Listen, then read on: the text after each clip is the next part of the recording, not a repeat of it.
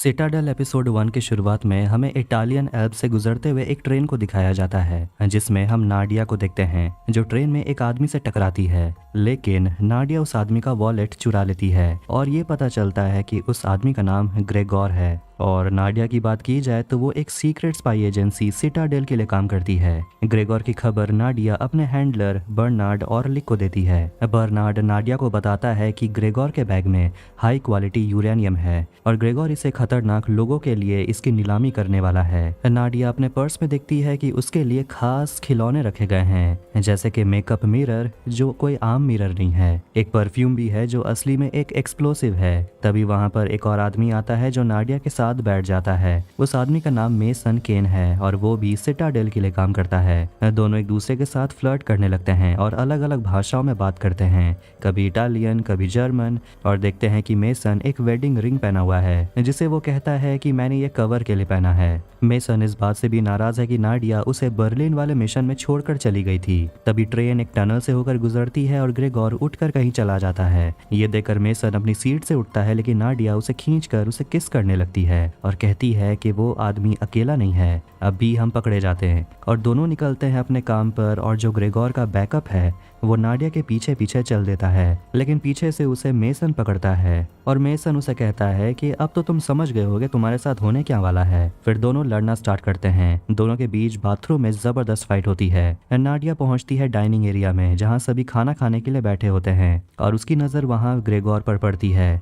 वो उसे रिझाने के लिए अपना खतरनाक हथियार निकालती है, यानी कि रेड लिपस्टिक। और वो जाती है ग्रेगोर के पास और उसे उसका वॉलेट लौटा देती है और उसे रिक्वेस्ट करती है क्या मैं आपके साथ बैठ सकती हूँ। फिर वो खुद को इंट्रोड्यूस करती है कि उसका नाम शार्लट है। ग्रेगोर उसे देखकर कहता है आपकी लिपस्टिक तो बहुत ही अच्छी है, और वो कहती है तभी तो मैं लगाई हूँ। थोड़ी देर हंसी मजाक के बाद नाडिया उस पर बंदूक तानती है और उसे यूरेनियम के बारे में पूछती है। ग्रेगोर उसे पूछता है कि तुम किसके लिए काम करती हो, CIA, MI6 किसके लिए, जिस पर वो कहती है अरे ये लोग तो छोटे लोग हैं। ये सुनकर वो समझ जाता है कि नाडिया सिटाडेल से है। तो वहीं बाथरूम में अभी भी दोनों लड़ रहे होते हैं। इसके बाद ग्रेगोर कुछ ऐसा कहता है जो नाडिया को उम्मीद नहीं थी। वो नाडिया का असली नाम जानता है और कहता है कि तुम्हें गलत इन्फॉर्मेशन दी गई थी, मेरे पास कोई यूरेनियम नहीं है, मैं बस सिटाडेल को एक मैसेज पहुंचाने आया हूँ। वो अपना ब्रीफकेस खोलता है तो वहीं बाथरूम में मेसन उस आदमी का सिर खिड़की पर पटक पटक कर कांच तोड़ देता है और उसे बाहर फेंक देता है। फिर वो निकलता है डाइनिंग एरिया के लिए। ग्रेगोर नाडिया को दिखाता है बहुत सारे वीडियोस जिसमें वो सिटाडेल के सारे मेंबर्स को मार रहा होता है। नाडिया उसे पूछती है कि तुम हो कौन। फिर ग्रेगोर अपने हाथ पर बने एक मार्क दिखाता है। इसका मतलब ये है कि वो एक स्पाई एजेंसी मॉन्टीकोर के लिए काम करता है। वहाँ मॉन्टीकोर के और भी बहुत सारे एजेंट्स होते हैं जो सिविलियंस को मार देते हैं और नाडिया को गन पॉइंट पर पकड़ लेते हैं। तभी ग्रेगोर उसे बताता है कि उसकी ऑर्गेनाइजेशन सिटाडेल को मिटाने की कोशिश में लगी हुई है और वो अपना बंदूक निकालता है नाडिया को मारने के लिए। तभी वहाँ मेसन आता है और सभी पर गोली मारने लगता है और नाडिया ग्रेगोर का बंदूक लेकर उसे मार देती है। फिर उन लोगों के बीच एक जबरदस्त गन फाइट शुरू होती है और आखिर में नाडिया और मेसन उन लोगों को मार देते हैं। नाडिया मेसन को बताती है कि वो जो भी है वो सिटाडेल को मिटाना चाहता है और हमें फंसाया गया है। फिर वो दोनों ही एक दूसरे से कहते हैं कि मैंने तुमसे झूठ बोला। तभी बर्नार्ड से वो कांटेक्ट करने की कोशिश करते हैं ताकि दोनों को यहाँ से निकाला जाए, लेकिन तभी उनकी नजर जाती है ग्रेगोर पर जो अभी भी जिंदा है और उसके पास एक बॉम्ब है और वो कहता है कि तुम दोनों मॉन्टीकोर से कभी नहीं बच पाओगे। और वो ब्लास्ट करता है जिससे वो पूरा कंपार्टमेंट ट्रेन से अलग होकर नीचे गिर जाता है। अब कहानी जाती है इटली के बेलाजियो शहर में और हम हॉस्पिटल में मेसन को देखते हैं जिसे ICU में होश आता है। वो बिस्तर से बंधा हुआ है। फिर एक डॉक्टर आकर उसे बताता है कि पैसेंजर ट्रेन में धमाका हुआ था और तुम नदी के किनारे मिले थे। मेसन को उस हादसे के बारे में कुछ भी याद नहीं और वो तो अपना नाम भी याद नहीं कर पा रहा। डॉक्टर उसे कहते हैं कि तुम्हें रेट्रोग्रेड एमनेजिया हो गया है, यानी कि तुम्हारी याददाश्त चली गई है। फिर वो उसे उसका पासपोर्ट और उसका रिंग उसे दे देता है और डॉक्टर उसे बताते हैं कि तुम्हारा नाम काइल कॉनरॉय है और ये भी उसे कहता है कि अमेरिका में तुम्हारा कोई रिकॉर्ड नहीं मिला, ऐसा लगता है तुम्हारा कोई वजूद ही नहीं है। इसके बाद कहानी जाती है 8 साल के बाद और हम यूजीन ओरेगॉन में यानी कि अमेरिका में हम काइल को देखते हैं जो अपनी बीवी एबी और अपनी बेटी हेंड्रिक्स के साथ खुशी खुशी रह रहा होता है। और लॉस एंजलिस में हुए एक टेररिस्ट अटैक के न्यूज़ को देखकर काइल को अपने अतीत की कुछ यादें याद आने लगती हैं। हेंड्रिक्स फिर अपने स्कूल के लिए चली जाती है और काइल यानी कि मेसन जाता है अपने थेरेपिस्ट डॉक्टर सीमंस के पास। और काइल बहुत कंफ्यूज्ड है कि उसके साथ हो क्या रहा है। वो जानना चाहता है कि उसके साथ पास्ट में हुआ क्या था, ऐसा क्या हुआ था और वो कौन है कि जब उसका एक्सीडेंट हुआ तो उसे कोई मिलने भी नहीं आया। और वो कहता है कि जब मेरी बेटी मुझसे मेरे बचपन के बारे में पूछती है कि मेरे मम्मी पापा कौन थे, मैं कहाँ रहता था, तो मैं कुछ भी नहीं बोल पाता। मुझे कुछ याद ही नहीं है। जब मुझे नदी से निकाला गया मेरी उंगली पर एक वेडिंग रिंग थी और कुछ महीनों से मेरे दिमाग में एक औरत की विजन आती है। उसे लगता है कि वो उस औरत को जानता है, वो उस औरत को ढूंढना चाहता है और तभी वो जान पाएगा कि आखिर वो कौन है। डॉक्टर सिमंस उसकी हालत को देखकर कहते हैं कि हर हफ्ते तुम मेरे पास आते हो और इस हालत के लिए मैं तुमसे पैसे नहीं ले सकता। सही यही होगा कि तुम डीएनए टेस्ट करवाओ और पता लगवाओ कि तुम्हारे रिश्तेदार कौन हैं।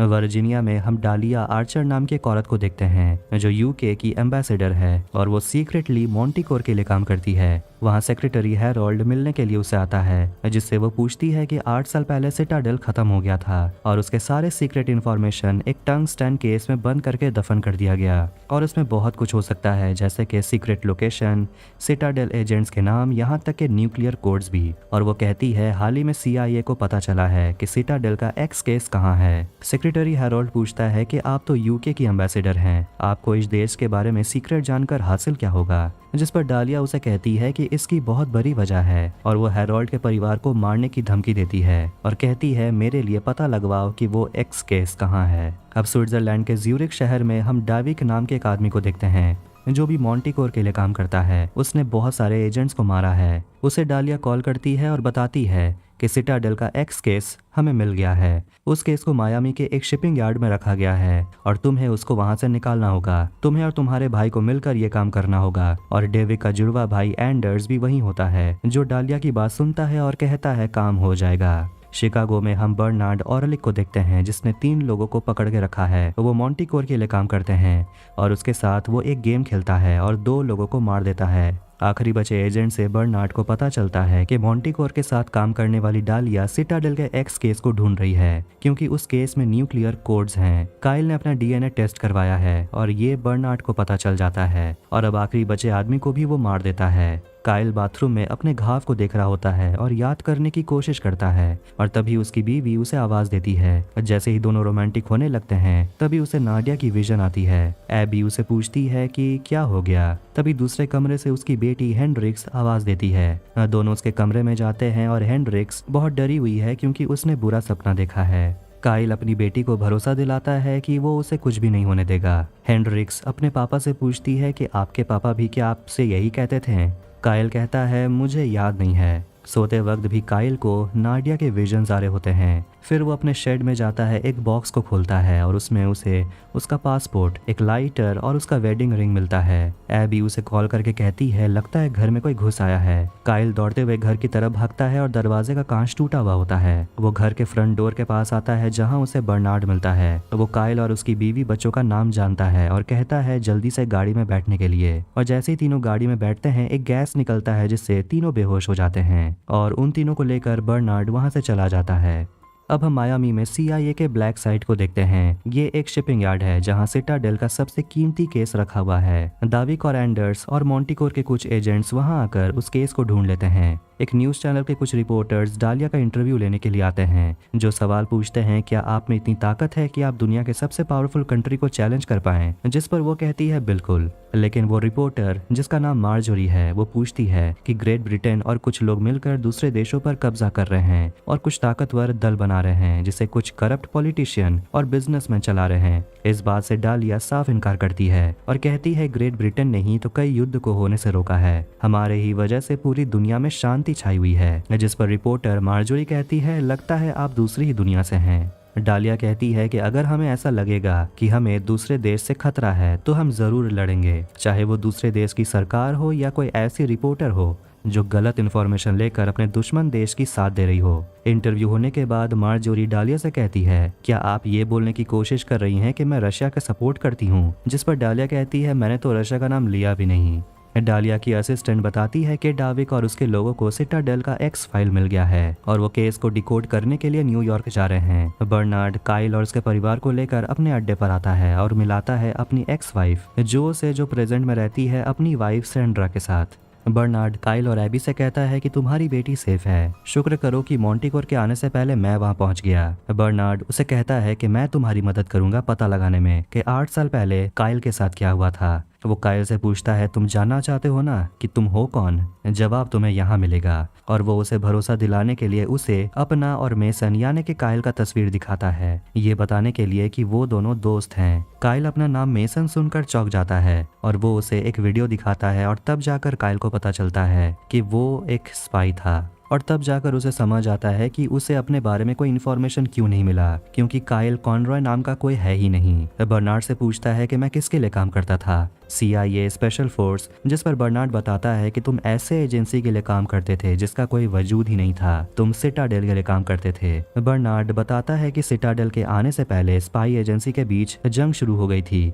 दुनिया के बड़े बड़े लीडर्स को मारा गया, मासूमों की जान गई। इसीलिए करीब 1 सदी पहले अलग अलग देशों से आए कुछ लोगों ने मिलकर एक स्पाई ऑर्गेनाइजेशन की शुरुआत की, जो ना किसी इंसान और ना किसी देश के सगे थे। उन्हें तो सिर्फ मतलब था आम इंसान की सुरक्षा से। कोई नहीं जानता था कि सिटाडेल है क्या, और गुमनाम होकर ही उन्होंने ऐसे कई घटनाओं को सही अंजाम तक पहुंचाया। लेकिन 8 साल पहले हमारे ही किसी एजेंट ने हमें धोखा दिया और उसी ने सिटाडेल के सारे एजेंट्स के नाम को किसी गलत इंसान को सौंप दिया। बर्नार्ड 8 साल से सिटाडेल के बचे हुए जासूस को ढूंढने की कोशिश कर रहा है और वो सभी जिसके खिलाफ लड़ रहे हैं उसका नाम है मॉन्टिकोर। ये ऑर्गेनाइजेशन 8 साल पहले ही उभर कर आया और तब से वो सिटाडेल के हजारों जासूसों को मार चुके हैं। दुनिया के 8 सबसे रईस परिवार ने मिलकर मॉन्टिकोर को बनाया है। वो ऐसे परिवार हैं जो दुनिया को अपने पैसे और पावर से कंट्रोल करने की ताकत रखना चाहते हैं। तब से दुनिया में सब कुछ सही नहीं चल रहा, आए दिन हमले होते रहते हैं और इसीलिए अब बर्नार्ड को मेसन की मदद चाहिए। बर्नार्ड उसे बताता है कि आज मैंटिकोर के 2 एजेंट्स दाविक और एंडर्स सिटाडेल के एक्स केस को चुरा ले गए हैं, जिसमें सिटाडेल के बहुत सारे कॉन्फिडेंशियल इंफॉर्मेशन हैं और इसे वो लाखों लोगों की जान ले सकते हैं, किसी भी देश को कंट्रोल कर सकते हैं। और वो उस केस को डिकोड करने के लिए जा रहे हैं न्यूयॉर्क, और अगर वो इस केस को खोलने में कामयाब हो जाते हैं तो मॉन्टिकोर को सिटाडेल के बारे में कई राज तो पता चलेंगे ही, उन्हें दुनिया के हर न्यूक्लियर वेपन का कोड भी मिल जाएगा। इसीलिए बर्नार्ड उसकी मदद चाहता है इस केस को चुराने में, इससे पहले कि मॉन्टिकोर उसे डिकोड करके खोल दे। लेकिन काइल कहता है कि मैं तो अब वो जासूस रहा ही नहीं, मैं तो स्कूल में स्पोर्ट्स सिखाता हूँ। बर्नार्ड उसकी तरफ एक चाकू फेंकता है जो काइल बड़े आसानी से कैच कर लेता है। बर्नार्ड उसे कहता है भले ही तुम्हें याद नहीं है कि तुम कौन हो, लेकिन तुम्हारी बॉडी को सब कुछ पता है। और बर्नार्ड उसे बताता है उसके पार्टनर के बारे में, और वही दोनों सिटाडेल के सबसे टॉप के जासूस थे। दोनों मिलकर तहलका मचा देते थे। और वो काइल को नाडिया का प्रोफाइल दिखाता है और उसे बताता है कि 8 साल पहले जो हादसा हुआ था, नाडिया की तरफ से ही लास्ट कॉल आया था और शायद अब वो मर चुकी है। लेकिन अगर तुम उस केस को हासिल नहीं कर पाते हो तो मॉन्टिकोर तुम्हें ढूंढते हुए तुम्हारे तक आ जाएगा और वो तुम्हें और तुम्हारे परिवार को मार डालेगा। और इसीलिए अगर काइल को अपने परिवार को बचाना है तो उसे बर्नार्ड की मदद करनी होगी। फिर हम 8 साल पहले के फ्लैशबैक को देखते हैं जब ट्रेन का कंपार्टमेंट नदी में क्रैश होकर गिर गया था और देखते हैं कि नाडिया अभी भी जिंदा है। सिटाडेल एपिसोड 2 की शुरुआत में 8 साल पहले हम घायल नाडिया को देखते हैं जो किसी तरह नदी से बाहर निकलती है। फिर उसे बर्नार्ड कांटेक्ट करने की कोशिश करता है और नाडिया उसे बताती है कि हमें फंसाया गया था, लेकिन बर्नार्ड कहता है कि मैंने बैक स्टॉप स्टार्ट कर दिया है और अब तुम्हारे पास सिर्फ 2 घंटे हैं। और नाडिया उसे कहती है कि तुम बैक स्टॉप नहीं कर सकते और वो बहुत घबराने लगती है कि अब वो करे क्या। बैक स्टॉप का मतलब उसकी सारी मेमोरीज डिलीट हो जाएंगी। वो आगे बढ़ती है और उसे फाइनली एक गाड़ी दिखती है और वो उस आदमी से बोलती है उसे हॉस्पिटल लेकर चलने। जब नाडिया को होश आता है तो वो हैंडकफ होती है और उसके कपड़े और उसकी जगह को देखकर लगता नहीं है वो हॉस्पिटल में है। उसके सामने एक आदमी बैठा हुआ है बंदूक पकड़े हुए। वो उसे कहता है कि तुम्हें गोली लगी है। नाडिया कहती है कि मुझे हॉस्पिटल लेकर चलो। वो आदमी कहता है कि मैं तुम्हारी देखभाल कर सकता हूँ। लेकिन जैसे ही नाडिया खुद को हैंडकफ से आजाद करती है वो आदमी उस पर गोली चलाता है। दोनों के बीच लड़ाई होने लगती है और नाडिया उस पर हमला करती है, लेकिन घायल होने की वजह से वो आदमी नाडिया पर हावी होने लगता है और उसे गले से पकड़ के उठा लेता है। लेकिन किसी तरह वो उस आदमी को स्टैब करती रहती है और आखिर में उसे मार डालती है। और जैसा कि बर्नार्ड ने कहा था, बैक स्टॉप शुरू होता है। बैक स्टॉप का मतलब नाडिया के सारे मेमोरीज डिलीट हो जाएंगी। उसके गर्दन के अंदर एक चिप होता है जो बीप करना स्टार्ट कर देता है। अब ये महसूस करके कि वो सब कुछ भूलने वाली है, अपनी याददाश्त खोने से पहले वो अपने लिए कुछ लिखती है,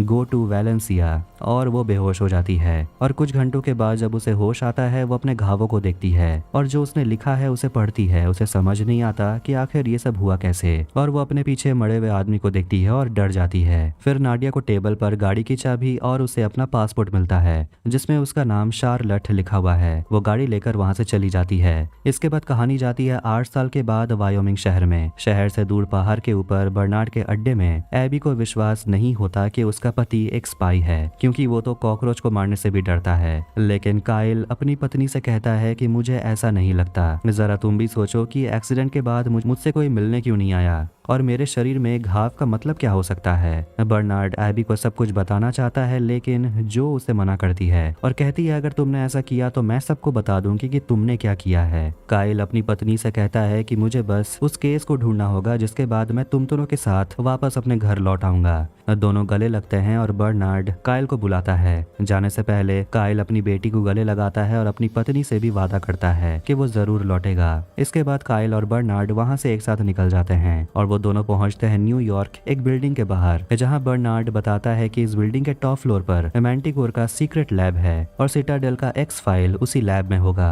लेकिन बर्नार्ड ने एक अच्छा काम ये भी किया है कि उसने मेसन यानी कि काइल के बायोमेट्रिक्स को मैंटिकोर के सिस्टम में डाल दिया है, जिससे उसे अंदर जाने में आसानी होगी। जाने से पहले बर्नार्ड मेसन से कहता है कि रिंग निकाल दो। मेसन प्लान के बारे में और जानना चाहता है, लेकिन बर्नार्ड उसे कहता है कि तुम्हें इससे ज्यादा जानने की जरूरत नहीं है, मैं तुम्हें गाइड करूंगा, बस तुम्हें मेरी बात सुनना है और काम हो जाएगा। वो उसे कपड़े बदलने को कहता है, जिसके बाद वो बिल्डिंग में एंटर करता है और बायोमेट्रिक आसानी से पार कर लेता है। बर्नार्ड उसे कहता है कि स्माइल मत करो, तुम जासूस हो। बर्नार्ड उसे आगे बताता है कि सेकंड लेवल पर जाओ और उसे केस के बारे में बताता है कि उसमें टोटल 7 लॉक हैं, 4 को खोल दिया गया है, लेकिन तभी उसे पता चलता है कि 5वां भी खुल गया है। और जब मेसन को लग रहा होता है कि ये तो बहुत आसान है, तभी बर्नार्ड उसे कहता है कि ज्यादा खुश मत हो, तुम्हारे पीछे एक आदमी पड़ा हुआ है। इसलिए बर्नार्ड मेसन को कहता है लैब के उल्टी तरफ जाओ। बर्नार्ड अपने स्क्रीन पर डाविक और एंडर्स को देखता है बात करते हुए, और फिर रास्ता साफ देखकर वो मेसन से कहता है अंदर जाकर केस उठाकर जल्दी निकलो। और तभी उसके गाड़ी के सामने एक गार्ड आ जाता है जो उसे कहता है गाड़ी यहाँ से हटाने के लिए, लेकिन वो बस थोड़ी देर कहकर वहीं रुका हुआ रहता है और मेसन को गाइड करते रहता है। तभी मेसन पर एक आदमी हमला करता है। फिर मेसन उसे मारकर किसी तरह एक्स केस को लेकर वहां से निकलता है और बर्नार्ड की गाड़ी में बैठकर दोनों वहां से निकल जाते हैं। अब हम यूके की एम्बेसडर डालिया को देखते हैं जो बेलग्रेड में हुए हमले के बारे में न्यूज देख रही होती है। तभी डाविक कॉल करके डालिया को बताता है कि केस चोरी हो गया है और वो फिलहाल उस केस का पीछा कर रहे हैं, जिस पर डालिया उसे कहती है कि मैं सिर्फ एक ब्रोकर हूँ और जब तक उन्हें केस नहीं मिल जाता तब तक डालिया खतरे में रहेगी। और वो यही सोचती है कि आखिर CIA ने उनके लैब से ये केस चुरा कैसे लिया।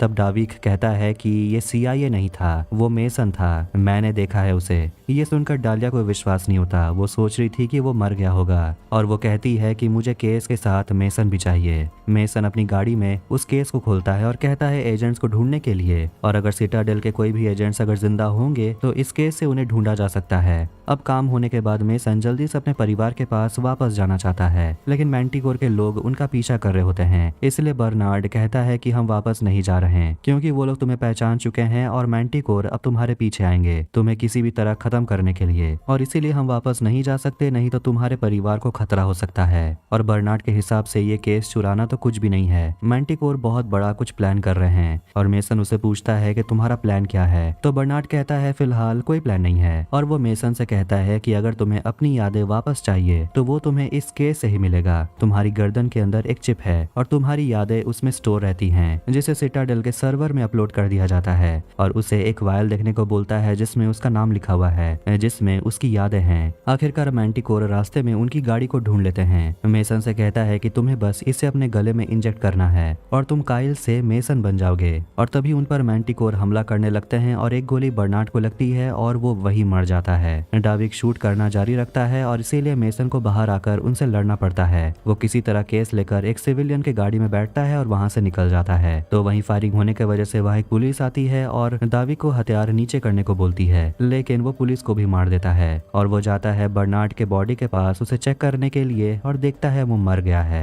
मेसन मैंटिकोर से बचकर एक जगह रुकता है और सोचता है कि इंजेक्शन इंजेक्ट करने का, लेकिन वो देखता है कि वायल अब टूट चुका है और सारा लिक्विड गिर गया है। ये देखकर वो फ्रस्ट्रेशन में जोर से चिल्लाता है। तभी केस के अंदर से मॉनिटर से पता चलता है कि एक सिटाडेल की एजेंट जिंदा है और वो कोई और नहीं बल्कि नाडिया है। एबी अपनी बेटी हेंड्रिक्स को कहानी सुना रही होती है और ये जो देखती है। फिर उसे मैसेज मिलता है जिसमें वो कहता है कि वो वैलेंसिया स्पेन जा रहा है सिटाडेल की जासूस को ढूंढने के लिए और वो वापस नहीं आ सकता वरना दुश्मन उसके परिवार तक पहुंच जाएंगे। इसीलिए अगर मेसन को एबी और हेंड्रिक्स को सेफ रखना है तो उसे स्पेन जाना होगा। अब हम मेसन को वैलेंसिया स्पेन में देखते हैं जहाँ लोग एक फेस्टिवल सेलिब्रेट कर रहे होते हैं। वो एक रेस्टोरेंट में पहुंचता है और वो नाडिया से टकराता है और मेसन देखता है ये तो वही उसकी विजन वाली औरत है और वो नाडिया से कहता है तुम्हारा नाम नाडिया है, जिस पर वो औरत कहती है कि मैं आपको जानती नहीं, शायद आपको कोई गलतफहमी हुई है। फिर वो 8 साल पहले इटली में जो हुआ उसके बारे में बोलने लगता है। वो मेसन को लेकर पीछे किचन में जाती है और बताती है कि जब उसे होश आया तो पहले से एक आदमी उसके पास मरा हुआ था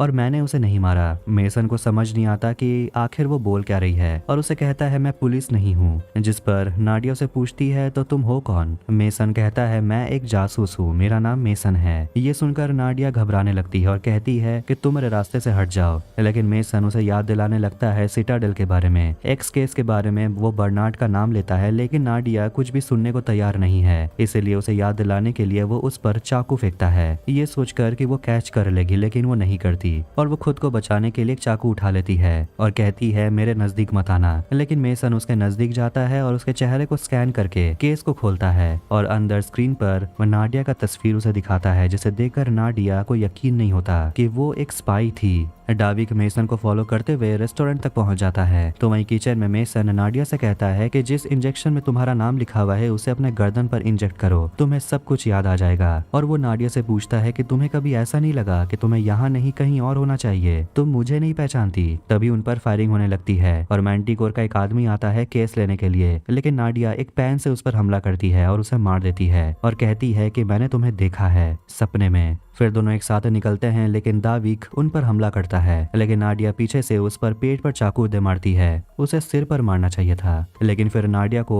दाविक मारने लगता है और दाविक नाडिया को मारते हुए कहता है कि तुम मर जाओगी तो मुझे कोई फर्क नहीं पड़ेगा, लेकिन तुम लड़ क्यों नहीं रही हो, तुम लड़ना भूल गई हो क्या? और वो उसे उठाकर पटकते रहता है। फिर वो मेसन को मारने लगता है तो वहीं नाडिया को उसके नाम वाला इंजेक्शन फर्श पर पड़ा हुआ मिलता है और उस इंजेक्शन को खुद में इंजेक्ट करने के बाद वो जाती है दाविद के पास और उसे जमकर पीटती है। उसे बेहोश करने के बाद वो मेसन की मदद करती है उठने में और उसे कहती है कि मुझे सब कुछ याद आ गया है, लेकिन कुछ तो है जो नाडिया चाहती है कि मेसन को पता ना चले। और पुलिस के सायरन को सुनकर दोनों बाहर निकल जाते हैं। फिर डाविक डालिया को कॉल करता है और उसे बताता है कि उसे और टाइम चाहिए क्योंकि मेसन के साथ नाडिया भी थी। ये सुनकर डालिया को शौक लगता है कि ये कैसे हो रहा है, मुर्दे लोग लौट कैसे रहे हैं। पर वो दाविक को थैंक यू कहती है एक तोहफा लौटाने के लिए, जो कहती है मुझे बहुत अच्छा लगा और जल्द से जल्द मेसन और उसके साथ एक्स केस को लौटाने को कहती है। फिर हम देखते हैं कि वो तोहफा कुछ और नहीं बल्कि बर्नार्ड है जो जिंदा है और डालिया अब बर्नार्ड से सिटाडेल के सारे राज उगलवाने वाली है।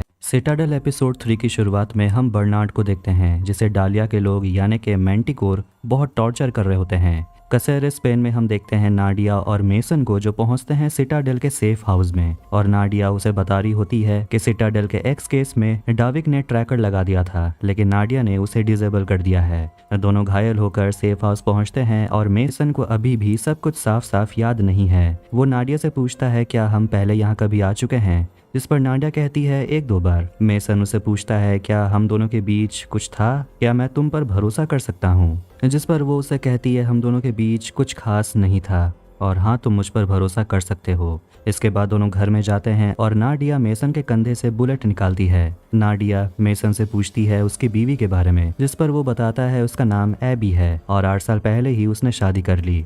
जिस पर वो मजाक करते हुए मेसन से कहती है कि तुमने तो टाइम ही वेस्ट नहीं किया। मेसन उसे अपनी बेटी का नाम बता देता है कि उसका नाम हेंड्रिक्स है। मेसन नाडिया से पूछता है कि मेसन कैसा इंसान था, तुम्हें तो सब कुछ पता होगा, अब मुझे बताओ उसके बारे में। जिस पर नाडिया कहती है कि मुझे उसके बारे में ज़्यादा कुछ नहीं पता, हम ज़्यादा करीब नहीं थे। मेसन उसे कहता है कि मुझे तुम्हारे चेहरे के सिवा कुछ और याद है ही नहीं, पर उसे लगता है कि उसके और नाडिया के बीच कुछ तो था। वो जवाब चाहता है लेकिन नाडिया उसके सवालों को टालते रहती है और कहती है हम दोनों के बीच ज़रूर कुछ तो था, लेकिन वो एक पल में ही खत्म हो गया। अब कहानी जाती है 10 साल पहले यूटा में और ये समय है तब का जब सिटाडेल का खात्मा नहीं हुआ था। मेसन पहुंचता है सिटाडेल के हेडक्वार्टर में जहां वो बर्नार्ड से मिलता है और उसे पूछता है कि हम यहाँ क्यों मिल रहे हैं, जिस पर बर्नार्ड उसे बताता है कि तुम्हें ग्रेस आकर सब कुछ समझा देगी। लेकिन मेसन को जानने की जल्दी है, जिस पर बर्नार्ड उसे कह देता है कि हसन नाम का एक आदमी है जिसने नया वायरस बनाया है जिसे वो कुछ दिनों में ही यूएस में फैलाने वाला है। वायरस इबोला से भी खतरनाक है। फिर वहाँ ग्रेस आती है, लेकिन स्टार्ट करने से पहले ही मेसन सब कुछ कह देता है और ये भी कहता है कि तुम 5 मिनट लेट हो। खैर, अब ग्रेस आगे बताती है कि सोर्सेस से पता चला है कि वायरस को एक एडवांस रिसर्च फैसिलिटी में रखा गया है, वो भी एल्बोर्स माउंटेन में, और सिटाडेल का एक खास जासूस है जो हसन का दोस्त बनने की कोशिश कर रहा है ताकि वो किसी तरह वायरस को फैलने में रोक सके। और मुश्किल काम उस रिसर्च फैसिलिटी में घुसना नहीं बल्कि वहां से निकलना है, क्योंकि सिक्योरिटी बहुत ही टाइट है, वहाँ कैमराज हैं और मिसाइल्स भी। और अब सब कुछ मेसन के ऊपर है कि वो जाकर किसी तरह उस वायरस को वहां से निकाल ले, और इस मिशन में नया जासूस मेसन की मदद करेगा। अब कहानी जाती है 24 घंटे के बाद। ईरान के एल्बोर्स माउंटेन को दिखाया जाता है जहां एक रिसर्च फैसिलिटी होता है। अंदर एक जोरदार ब्लास्ट होता है और वहां से निकलता है मेसन वायरस को लेकर, लेकिन वहां से भागना इतना आसान होने नहीं वाला, क्योंकि मेसन के पीछे 2 पैराट्रूपर्स होते हैं जो उस पर फायरिंग करते हैं। सिटाडेल का एजेंट कार्टर उसे गाइड करते रहता है, जिसकी मदद से मेसन उन 2 पैराट्रूपर्स को मार देता है। फिर वहाँ और भी हमलावर आ जाते हैं और एक मिसाइल भी वहाँ आकर गिरता है और मेसन का कांटेक्ट टूट जाता है कुछ देर के लिए। जैसे ही मेसन को होश आता है वो देखता है कि दुश्मनों ने उसे घेर लिया है। ये देखकर वो नीचे कूद जाता है जहाँ एक पैराट्रूपर लटका हुआ था, और उसके फटे हुए पैराशूट की मदद से वो किसी तरह नीचे लैंड करता है। और ड्यूक जो उसे रेस्क्यू करने के लिए वहाँ पहुंचा है, मेसन उसे कहता है कि वो वहाँ से निकलने वाला है और बताता है पहाड़ियों में मिलने के लिए। और मेसन वहाँ से निकलता है अपना स्की बूट्स को एक्टिवेट करने के बाद, और 2 लोग उसका पीछा करते हैं जो मेसन पर फायरिंग करते हैं, पर ड्यूक उन्हें मार गिराता है और सामने मिट्टी होने की वजह से मेसन स्की नहीं कर पाता और गिर जाता है। फिर वहां दुश्मन के लोग पहुंच जाते हैं और उनके बीच नाडिया होती है, और कार्टर मेसन को बताता है यही है हमारी नई एजेंट जो हसन के साथ काम कर रही है सीक्रेटली।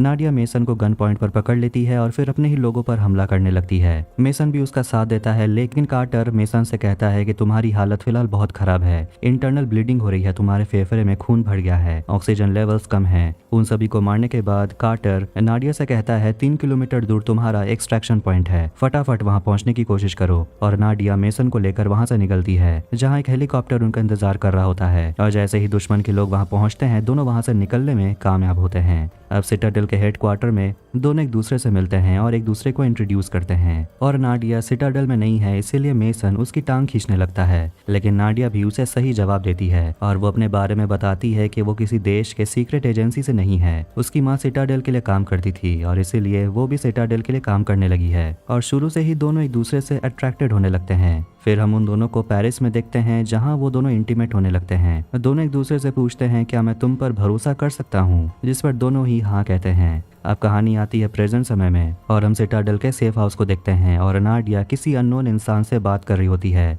किसी पैकेज के बारे में जो नाडिया के लिए इंतजार कर रहा है, और नाडिया उसे कहती है कि अफसोस वैलेंसिया में उनके साथ जो हुआ नहीं होना चाहिए था और वो जल्दी उनके पास आ रही है। मैसेज भेजने के बाद वो गहरी सांस लेती है। बर्नार्ड को दिखाया जाता है जो डालिया के कैद में है, और वो डालिया से कहता है कि सालों पहले जब हम एक साथ यूएन में काम करते थे तब से ही मुझे लग रहा था कि तुम्हारे अंदर कुछ तो गड़बड़ है। डालिया को सिटाडेल का एक्स केस नहीं मिला, लेकिन कहती है कि उसके पास वो टेक्नोलॉजी है जिसे सिटाडेल के लोग बचा नहीं पाए। एक एआई सिस्टम है जो दुनिया भर के यूरेनियम को ट्रैक करता है। इसका मतलब ये है कि वो सिस्टम दुनिया भर में जितने भी न्यूक्लियर वेपन है उनको ट्रैक कर सकता है, लेकिन मैंटिकोर इसे एक्सेस नहीं कर पा रहे हैं। उन्होंने बहुत कोशिश की, लेकिन आज उनके सामने वो बैठा है जिसने इस सिस्टम को बनाया है, बर्नार्ड, और वो उसे पूछती है कि मुझे 19 लेटर का पासवर्ड बता दो ताकि मैं सिस्टम को एक्सेस कर सकूं। वो बर्नार्ड के सिर पर बंदूक लगाते हैं और बर्नार्ड उसके साथ मजाक करता है लेकिन पासवर्ड नहीं बताता। डालिया उसे उसके परिवार को मारने की धमकी देती है और वो जानती है कि मेसन के बीवी और बच्चे भी वायोमिंग में हैं। ये सुनकर बर्नार्ड सोचने लगता है कि डालिया को ये कैसे पता।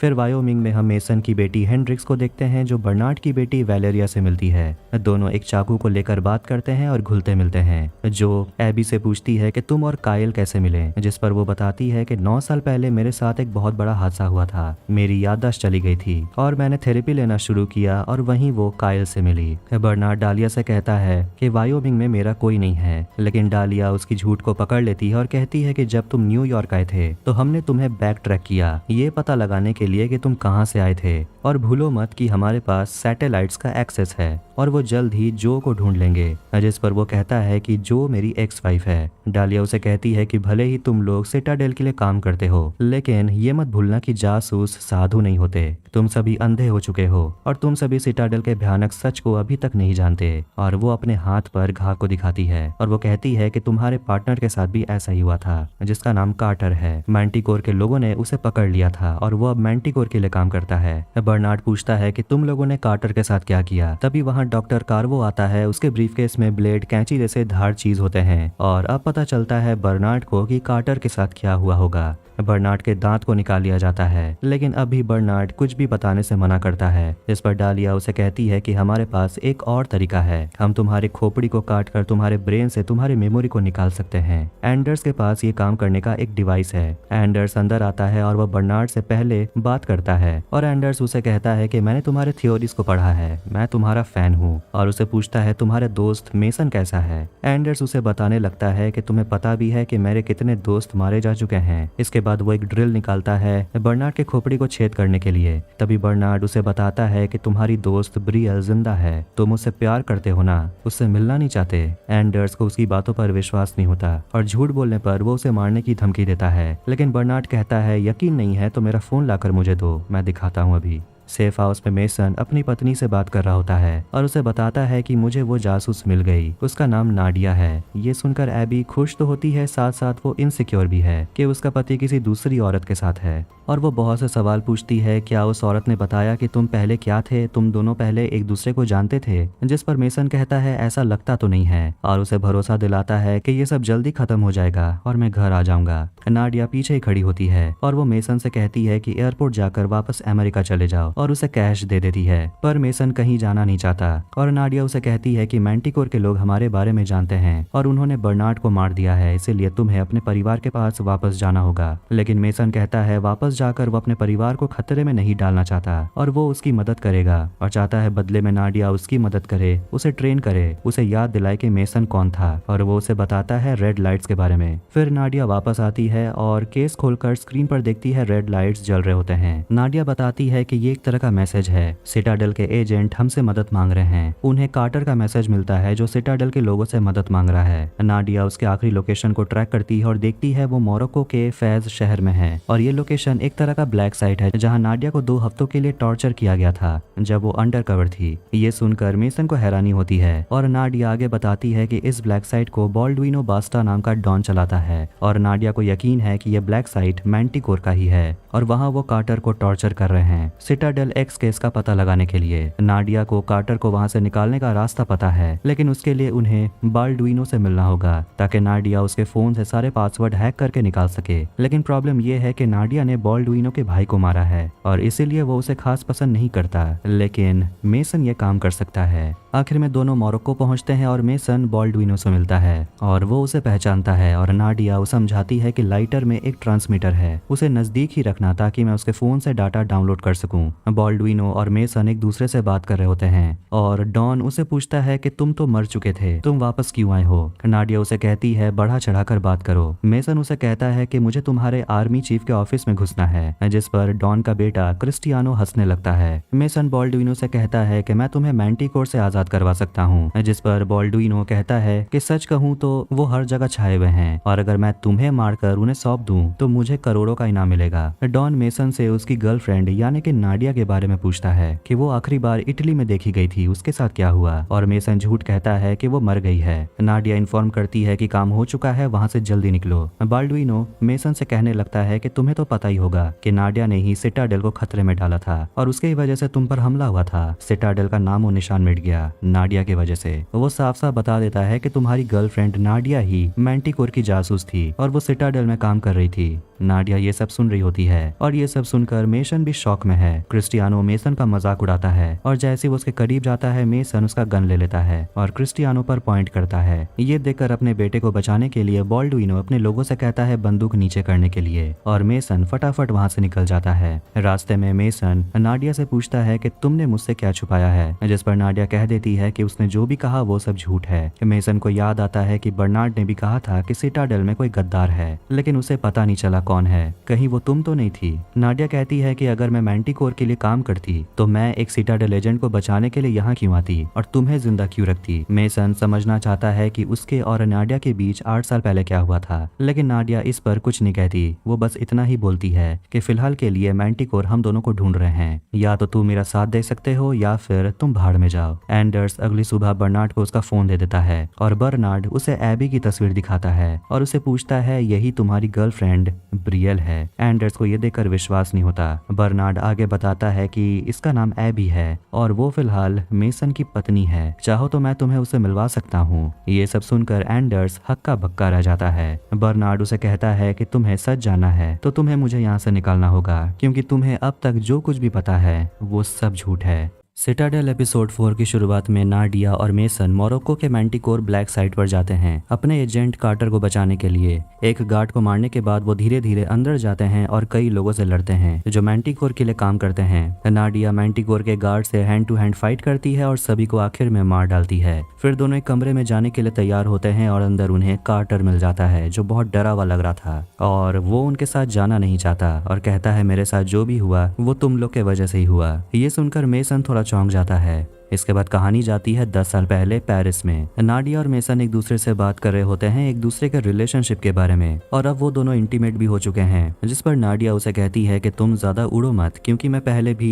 पेरिस आ चुकी हूँ। मेसन उसे पूछता है क्या तुम्हें कभी प्यार हुआ है, जिस पर वो कहती है नहीं। मेसन को ऐसा लगता है कि जैसे नाडिया को उससे डर लगता है, जिस पर नाडिया कहती है कि मैं भला तुमसे क्यों डरूंगी। फिर नाडिया मेसन को बताती है कि ग्रेस ने टियर 1 में यानी कि उन दोनों के साथ एक और मेंबर को शामिल किया है। उस लड़की का नाम है सेलेस्ट ग्राहम, जो पहले नाडिया के साथ ही ट्रेनिंग करती थी और उसने एक बार नाडिया की जान भी बचाई है, इसलिए नाडिया उस पर अपनी जान से ज्यादा भरोसा करती है। सिटाडेल के हेडक्वार्टर में मेसन आता है और वहाँ नाडिया उसे सेलेस्ट से मिलाती है, जो कोई और नहीं बल्कि प्रेजेंट वाली एबी है। उनका पहला मिशन उन्हें सौंप दिया जाता है, लेकिन मेसन को बिल्कुल भी भरोसा नहीं है कि सेलेस्ट ये कर पाएगी कि नहीं, क्योंकि वो नहीं जानती कि मैंटिकोर कितने खतरनाक हैं। खासकर एंडर्स और डाविक, वो बहुत ही खतरनाक क्रिमिनल हैं, लेकिन सेलेस्ट उन दोनों क्रिमिनल भाइयों के बारे में बहुत कुछ जानती है। दोनों एम्स्टर्डम में मिलकर इलीगल बिजनेस चलाते हैं। ड्रग्स, हथियार और लड़कियों को बेचना उनका काम है, पर अब वो अपना बिजनेस बढ़ाने वाले हैं और दोनों बहुत शातिर हैं, क्योंकि एंडर्स एक कैम्ब्रिज ग्रेजुएट है और वो अक्सर अपना वॉर टेक्नोलॉजी यानी कि हथियार बनाता है और उनकी बोली लगवाकर उन्हें बेच देता है। और हाल ही में सिटाडेल को उसकी नई टेक्नोलॉजी मिल गई है जिसे वो ऑज की बुलाता है। हालांकि यह हथियार अभी कंप्लीट नहीं हुई है, लेकिन अगर यह टेक्नोलॉजी पूरा हो जाता है तो इससे वो किसी भी कंट्री के इंफ्रास्ट्रक्चर को हैक कर सकते हैं, जिससे वो पूरे देश को कब्जे में ले सकते हैं। लेकिन सेलेस्ट भी बहुत स्मार्ट है और वो जानती है कि ऐसा करना इम्पॉसिबल है, क्योंकि ऐसा करने में हजारों एक्साबाइट्स डाटा चाहिए होंगे और ऐसा करने में उसे कई साल लग जाएंगे। ये बात सुनकर नाडिया कहती है कि इसीलिए सेलेस्ट को इस मिशन के लिए चुना गया है, क्योंकि वो परफेक्ट है। नाडिया ये भी बताती है कि सेलेस्ट का एक भाई है डेविड, जिसे सेलेस्ट कुछ खास पसंद नहीं करती। मेसन उसे पूछता है कि तुमने कितने समय अंडरकवर रहकर काम किया है, जिस पर वो बताती है 3 हफ्ते के लिए। वो पूछता है कि नाडिया ने तुम्हें क्या बताया है, अंडरकवर कैसे हुआ जाता है, जिस पर सेलेस्ट कहती है कि बस झूठ बोलना आना चाहिए। लेकिन मेसन कहता है सिर्फ झूठ बोलना ही काफी नहीं होता, अपने आप को ऐसे बदल लो जब तुम खुद को आईने में देखो तो ऐसा लगे कि तुम किसी और को देख रहे हो। इसके बाद सेलेस्ट अपने बालों को कलर करती है और पहुंचती है एम्स्टर्डम और एक बार में जाती है एंडर से मिलने के लिए। वो एंडर से मिलती है और अपना नाम ब्रियल बताती है। मेसन ने उसे कहा था कि सिर्फ उसे प्यार में फंसाने की कोशिश मत करो, उससे सच में प्यार करो।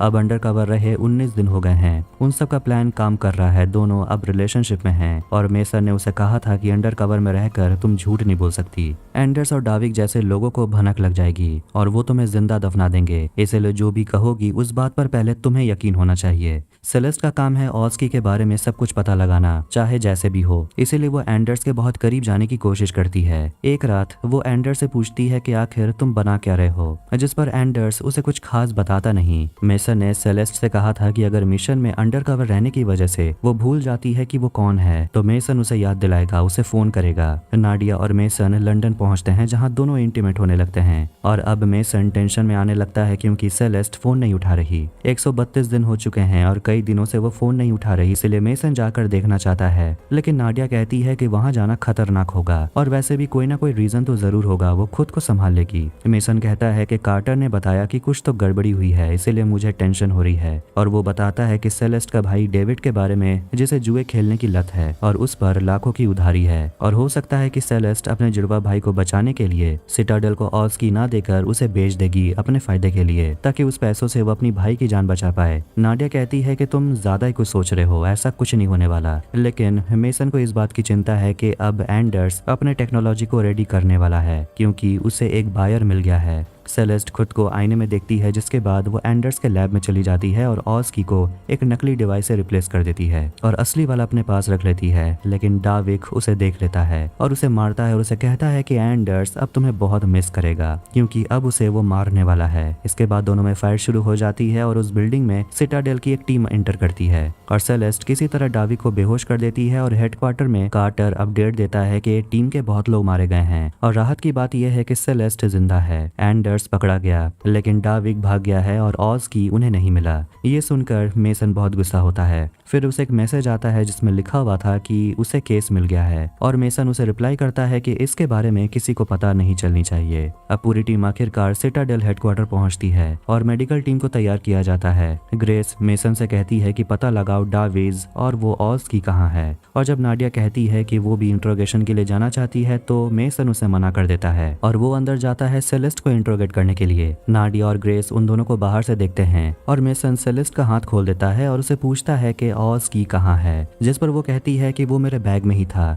अब मुझे पता नहीं वो कहाँ है। लेकिन उसके बैग में नकली ऑज की होता है और मेसन उसे पूछता है कि वहाँ हुआ क्या था। सेलेस्ट अपनी दोस्त नाडिया से कहती है कि तुम्हें भी क्या यही लगता है कि मैंने उस मशीन को चुराया है अपने फायदे के लिए, और कहती है कि मैं यहाँ नहीं आती तो अच्छा होता। वो मेसन से कहती है कि मैं सब कुछ सही कर रही थी, लेकिन मेरे वहाँ से निकलने से पहले ही तुमने अपनी टीम को वहाँ भेज दिया। मेसन उसे पूछता है दावी कहाँ है और वो बताती है कि मैंने उसे वहीं बांध दिया था, लेकिन मेसन उसे बताता है कि वहाँ उन्हें कोई भी नहीं मिला। जिसके बाद मेसन डेविड के बारे में बात करता है, यानी कि उसके भाई के बारे में, जो हमेशा बचपन में अपनी बहन सेलिस्ट को अपने सौतेले बाप से मार खाने से बचाता था और अपनी बहन को बचाने के लिए उसने बहुत सारी कुर्बानियां भी दी हैं और इसीलिए अब सेलेस्ट उसकी मदद करना चाहती थी ऑज की को बेचकर। इसके बाद मेसन उसे डेविड का लाइव फीड दिखाता है, जिसे देखकर सेलेस्ट घबराने लगती है और कहती है कि इसमें उसका कोई लेना देना नहीं है। मेसन अपनी टीम से कहता है हथियार रेडी करो और निशाना लगाओ, और अगर डेविड को बचाना है तो सेलेस्ट को बताना होगा कि ऑज की कहाँ है। पूछता है क्या तुमने उसे बेच दिया है, और जैसे ही मेसन अपनी टीम को ऑर्डर देता है वहाँ नाडिया आ जाती है और ये सब बंद करने के लिए कहती है। मेसन बाहर आकर बहुत गुस्सा होता है कि बीच में ही इंट्रोगेशन को रोक दिया गया। नाडिया भी चिल्लाती है कि तुम अपने टीम के एक मेंबर को इंट्रोगेट कर रहे थे, वो कोई दुश्मन नहीं है। मेसन कहता है कि हर जगह से अलग अलग कहानियां सुनने को मिल रही है, मैं भरोसा किस पर करूं। पर नाडिया को यकीन है कि सेलेस्ट ने जो किया है खुद को बचाने के लिए किया है और वह सेलेस्ट को जानती है, ऑज की उसके पास नहीं है। पर अब प्रॉब्लम यह है कि डाविक जानता है कि सेलेस्ट एक अंडरकवर एजेंट है और वो उसे मारने के लिए कभी भी आ सकता है, इसीलिए उन्हें सेलेस्ट को यहाँ से निकालना होगा।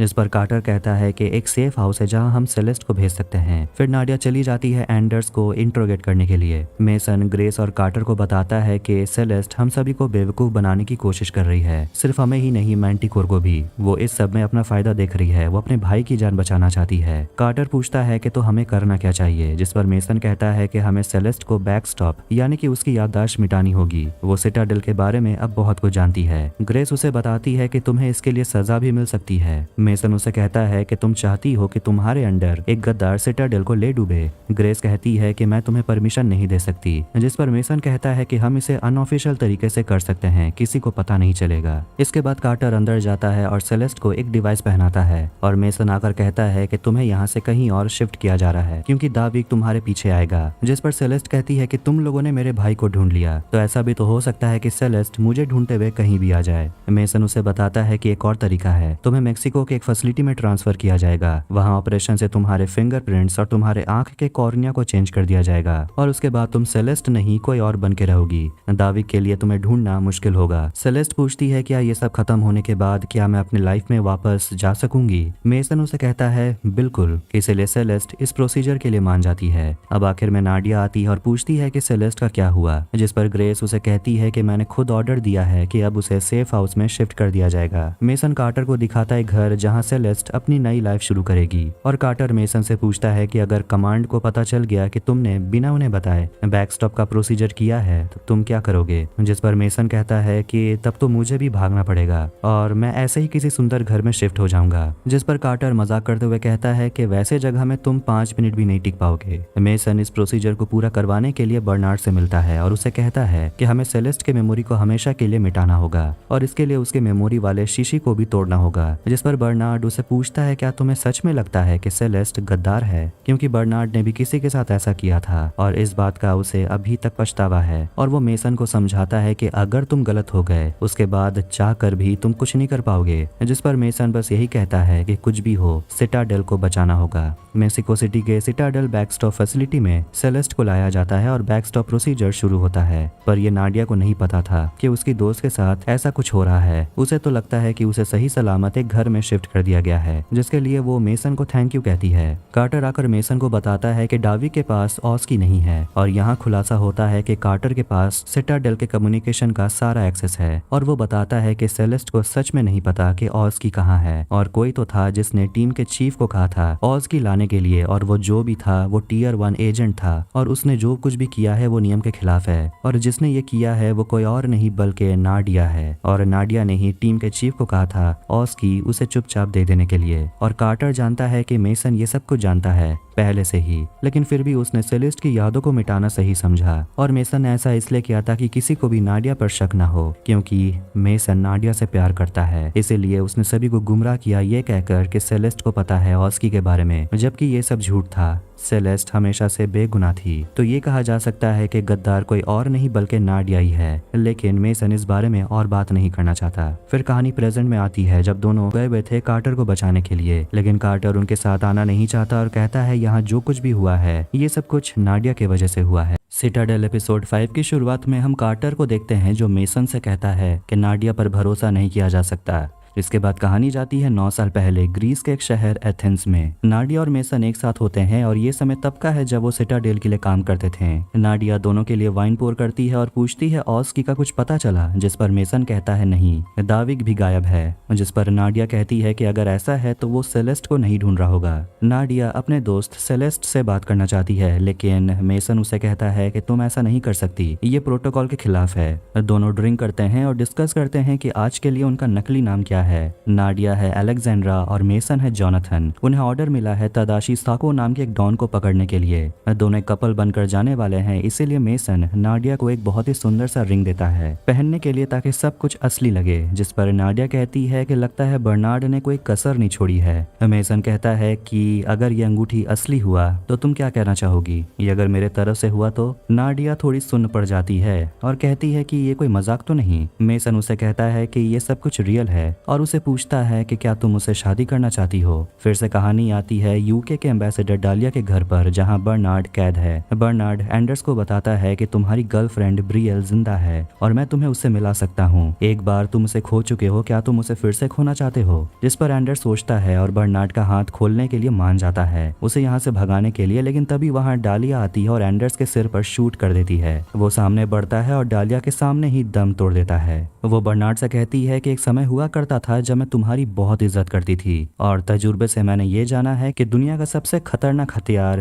कोई न्यूक्लियर वेपन या कोई बायोकेमिकल वेपन नहीं है, बल्कि खुद सिटाडेल है। बर्नार्ड उसे कहता है कि अगर थॉमस यहाँ होता तो तुम्हारा असली चेहरा देखकर वो दोबारा मर जाता। जिस पर डालिया को गुस्सा आता है और वो बर्नार्ड के चेहरे पर थूक देती है और कहती है अपनी गंदी जुबान से उसका नाम मत लेना। वो भी दुनिया में सारे खतरनाक हथियारों को ढूंढ कर खत्म करना चाहता था। बर्नार्ड कहता है कि और इस काम के लिए तुम लोगों ने हजारों जासूसों को मारा है। डालिया कहती है कि मैं आगे भी यही करती रहूंगी ताकि मासूम लोगों की जान न जाए और उन्हें अपनों को खोना न पड़े, जैसे कि मैंने खोया था। और वो बात करती है सिटाडेल के उस एजेंट के बारे में जिसने सिटाडेल के लोगों को ही धोखा दिया। 9 साल पहले के फ्लैशबैक में सिटाडेल के हेडक्वार्टर में नाडिया को देखते हैं, जिसे एक मैसेज आता है। पता चलता है कि सेलेस्ट को जहाँ होना चाहिए था यानी कि फार्मिंगटन में, वो वहाँ नहीं है और उसे कुछ तो हुआ है। उसे बैक स्टॉप कर दिया गया है और परमिशन दिया था बर्नार्ड ने। ये जानकर नाडिया बहुत गुस्सा हो जाती है और वो बर्नार्ड से मिलती है। वो उसे पूछती है क्या मेसन को इसके बारे में पता था। बर्नार्ड कुछ नहीं कहता, जिसका मतलब ऑब्वियसली हाँ है। तब जाकर नाडिया को एहसास होता है कि मेसन उसे सेलेस्ट से मिलने क्यों नहीं देना चाहता था। अगले दिन वो जाती है मेसन से मिलने के लिए एक रेस्टोरेंट में और बात को घुमाकर कहती है कि बर्नार्ड ने सेलेस्ट को बैक स्टॉप किया है, क्या तुम्हें इसके बारे में पता था। वो कहता है नहीं।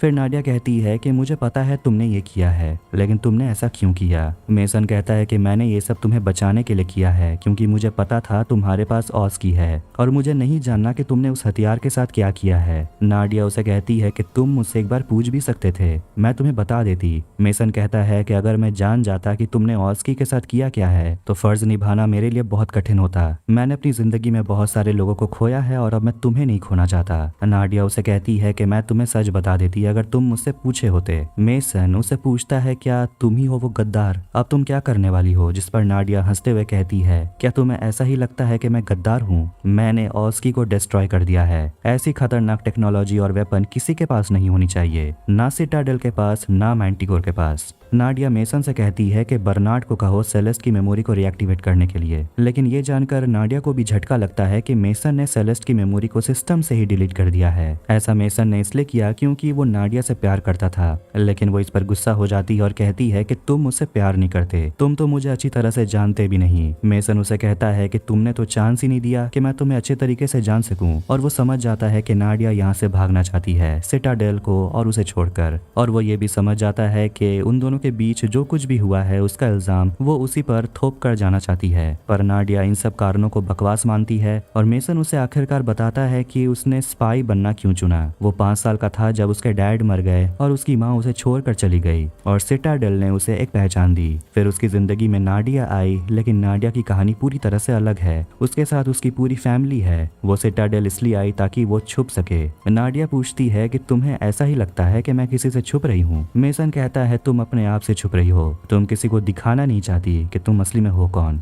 और वो उसे कहता है कि तुमने एक बार पूछा था कि क्या कोई जासूस सच में सच्चा प्यार कर सकता है, तो इसका जवाब है मैं कर सकता हूँ, पर क्या तुम कर सकती हो। नाडिया कहती है मैं भी प्यार कर सकती हूँ, लेकिन बस तुमसे नहीं कर सकती। वो उसे उसका रिंग दे देती है और उसे गुड बाय कहकर चली जाती है। अगले दिन नाडिया जाती है एक आदमी राही गंभीर से मिलने के लिए, और यही वो आदमी है जिससे नाडिया सीक्रेटली बात किया करती थी। राही नाडिया से कहता है कि अब तुम्हें वैलेंसिया जाना होगा, और वो उसे पासपोर्ट और टिकट दे देता है। नाडिया भी उसे कुछ देती है और कहती है मेरा यहाँ कुछ काम बाकी रह गया है। राही उसे कहता है कि तुम्हें जो कुछ भी करना है जल्दी खत्म करो। नाडिया कहती है कि किसी को पता नहीं चलेगा, और जब तक उन्हें पता चलेगा बहुत देर हो चुकी होगी। राही उसे पूछता है कि मेसन का क्या करना है, जिस पर नाडिया कहती है कि उसे कुछ भी पता नहीं चलना चाहिए।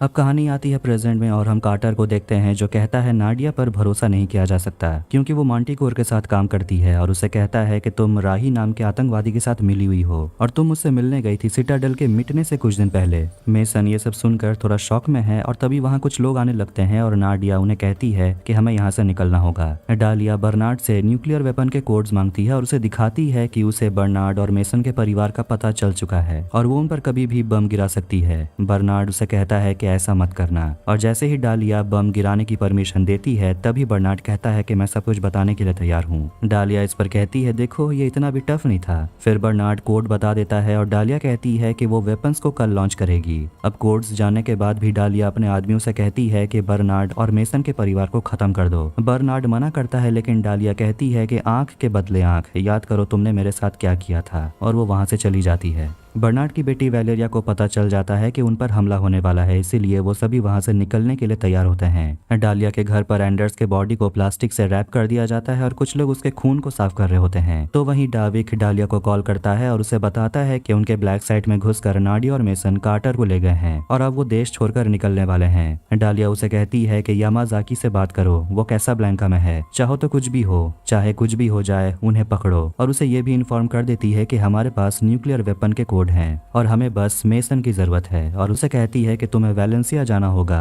हमें पता चला है कि नाडिया और राही बात कर रहे थे और लगता है राही के पास नाडिया का एक खास चीज है। उसे लेकर मुझे जल्दी फोन करो और उसे झूठ कह देती है कि तुम्हारा भाई मर गया है और उसे बर्नार्ड ने मारा है और अपने भाई के लिए तुम्हें ये मिशन कंप्लीट करना ही होगा। डाविक डालिया की बात मान लेता है तो वहीं कार्टर और मेसन नाडिया से जवाब मांगते हैं कि आखिर वो है कौन। नाडिया कहती है कि मेरे वजह से ही तुम लोग जिंदा हो और वैसे भी हम में से कोई भी दूध का धुलावा नहीं है, ये तो तुम लोग भी जानते हो। नाडिया कार्टर को याद दिलाती है कि तुमने सेलेस्ट के साथ किया क्या है, उसके बाद भी तुम मुझ पर इल्जाम लगा रहे हो। कार्टर कहता है कि मुझे पता है मैंने जो किया वो गलत था, लेकिन मैं इस बात पर श्योर हूँ कि तुमने ही सिटाडेल को धोखा दिया है। वो बताता है कि सिटाडेल के खत्म होने के 1 साल पहले ही तुम गायब हो गई थी। पता चला कि तुम वेलेंसिया में छुप कर बैठी हुई थी राही के साथ, क्योंकि तुम दोनों मैंटिकोर के लिए काम करते हो।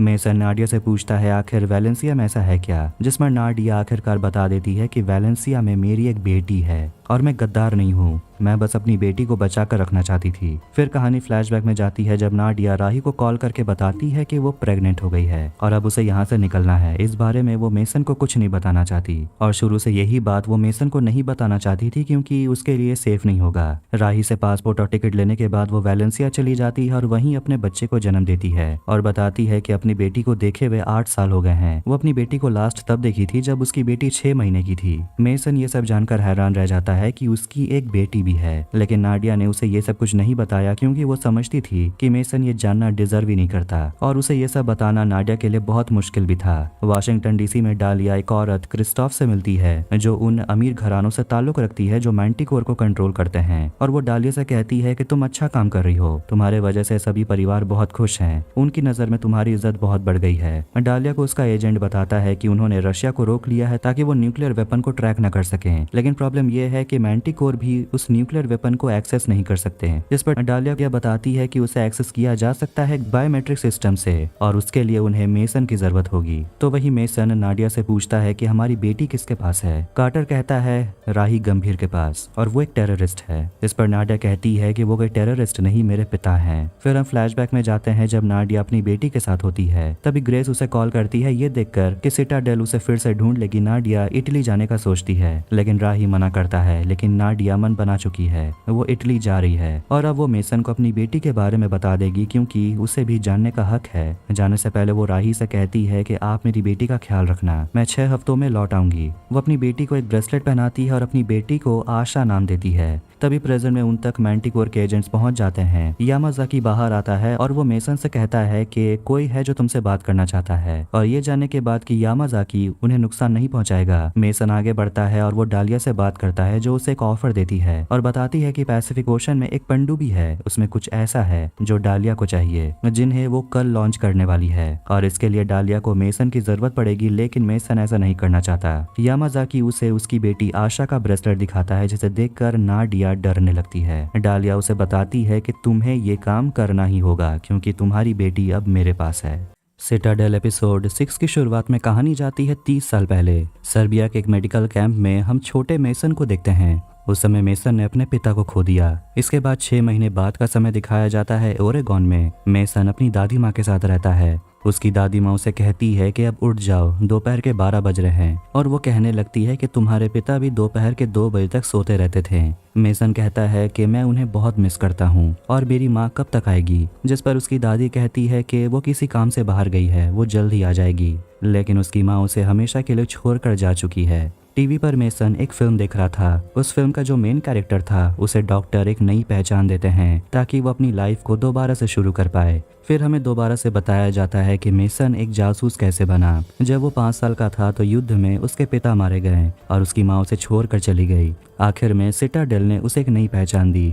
अब कहानी आती है प्रेजेंट समय में मोरक्को में। नाडिया, मेसन और कार्टर को मैंटिकोर के लोग एक हैंगर की तरफ लेकर जा रहे होते हैं। डालिया उन्हें धमकी देती है कि अगर तुम लोगों ने थोड़ी सी भी चालाकी दिखाने की कोशिश की तुम्हारी बेटी मारी जाएगी। मेसन डालिया से कहता है कि अगर तुम चाहती हो कि हम तुम्हारा काम करें तो पहले मैं अपनी बेटी को देखना चाहता हूँ कि वो सेफ है कि नहीं, और एक एजेंट उसे दिखा देता है कि आशा सेफ है। तीनों हैंगर पहुंचते हैं और एक रूम में डालिया उन्हें बताती है कि 1 घंटे में एक जेट उन्हें पैसिफिक ओशन तक लेकर जाएगा और डाविक उनके साथ ही रहेगा। उन्हें रशिया के सबमरीन को हैक करके सतह तक लाना होगा। उसके बाद काइल यानी कि मेसन और डेविक जेट से नीचे कूदेंगे और उन्हें न्यूक्लियर मिसाइल से 5 न्यूक्लियर कोर निकालकर लाना होगा और वैलेंसिया में पहुंचकर क्रिस्टोफ को देना होगा। मिशन खत्म होने के बाद ही उन्हें लड़की मिलेगी। नाडिया कहती है कि यह ऑपरेशन वो खुद करना चाहती है क्योंकि बेटी उसकी है, लेकिन डालिया मना करती है। वैसे भी नाडिया ये मिशन नहीं कर सकती क्योंकि पुराने मिशन यानी कि रेड सेल मिशन को मेसन ने पूरा किया था और उसी के वजह से न्यूक्लियर वेपन का एक्सेस सिर्फ मेसन ही कर सकता है।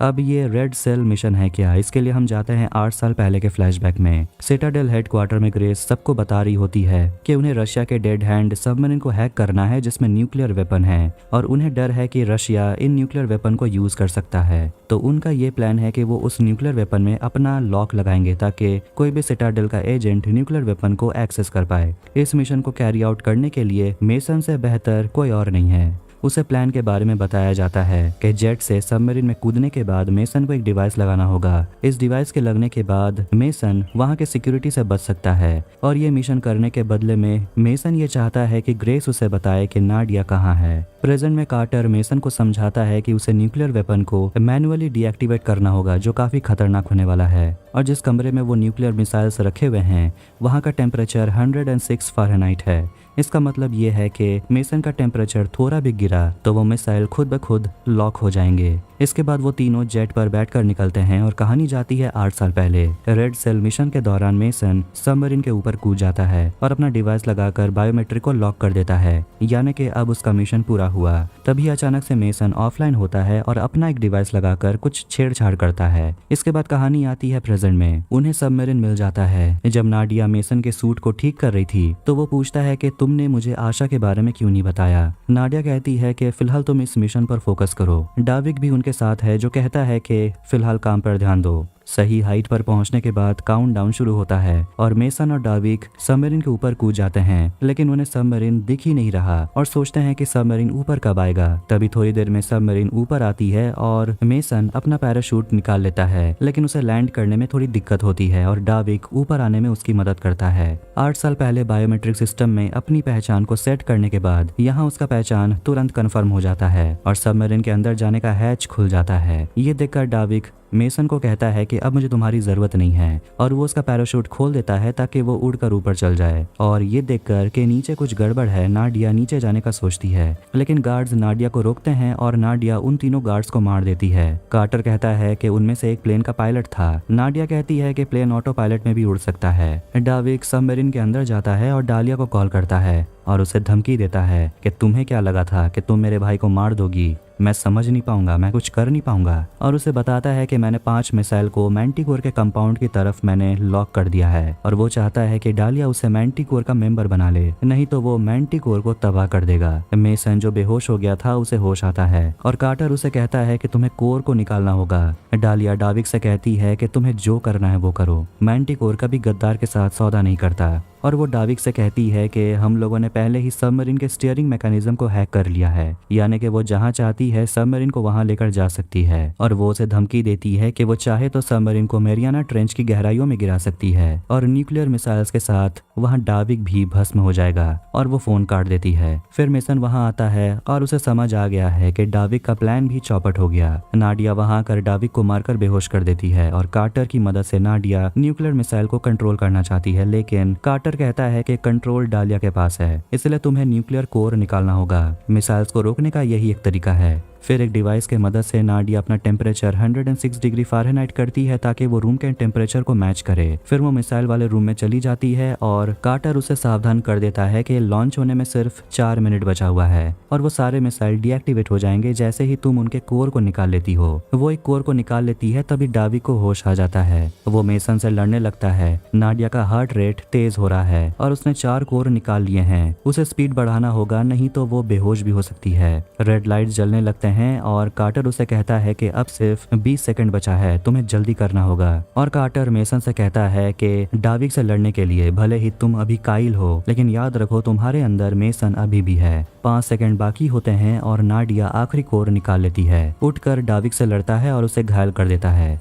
वो भागते हुए नाडिया के पास जाता है और उसे एड्रेनालिन शॉट देता है उसके दिल की धड़कन वापस नॉर्मल करने के लिए, नहीं तो वो मर भी सकती थी। कार्टर उसे कहता है कि उन्हें जल्दी से बाहर निकलना होगा, रशियन बॉम्बर्स 60 मील की दूरी पर हैं और वो तेजी से तुम्हारी तरफ आ रहे हैं। इसके बाद जेट उन्हें लेने के लिए आती है और दोनों वहां से निकल जाते हैं। फिर 8 साल पहले सिटाडेल के हेडक्वार्टर में ग्रेस मेसन पर गुस्सा होती है कि उसने न्यूक्लियर वेपन के साथ कुछ तो किया है और वो कुछ छुपा रहा है। मेसन कहता है कि मैंने सबमरीन को ब्लॉक कर दिया है और अब सिटाडेल के पास न्यूक्लियर मिसाइल का कंट्रोल नहीं है, वो मेसन के पास है और वो एक्सेस ग्रेस को तभी देगा जब ग्रेस उसे ये बताएगी कि नाडिया कहाँ है। ग्रेस कहती है वो बर्लिन में है, लेकिन मेसन नहीं मानता। प्रेजेंट में वो तीनों वैलेंसिया पहुंचने वाले हैं क्रिस्टोफ से मिलने के लिए। तीनों वैलेंसिया पहुंच जाते हैं और डालिया क्रिस्टोफ को बता देती है कि वो तीनों पहुंच चुके हैं। मेसन और नाडिया क्रिस्टोफ से मिलते हैं तो वहीं कार्टर स्नाइपर से उन पर नजर रखा होता है। नाडिया की बेटी आशा को भी वहां लाया जाता है और कार्टर नाडिया से कहता है कि वो आदमी मेरे निशाने पर है। जैसे ही मेसन न्यूक्लियर कोड क्रिस्टल को दे देता है, डालिया कहती है कि इसे चेक कर लेना। चेक करने पर पता चलता है कि कोड्स एनक्रिप्टेड हैं, यानी कि इन लोगों ने इसके साथ कुछ किया है। क्रिस्टोफ उनसे कहती है कि इसे अनलॉक करो वरना तुम्हारी बच्ची मरेगी।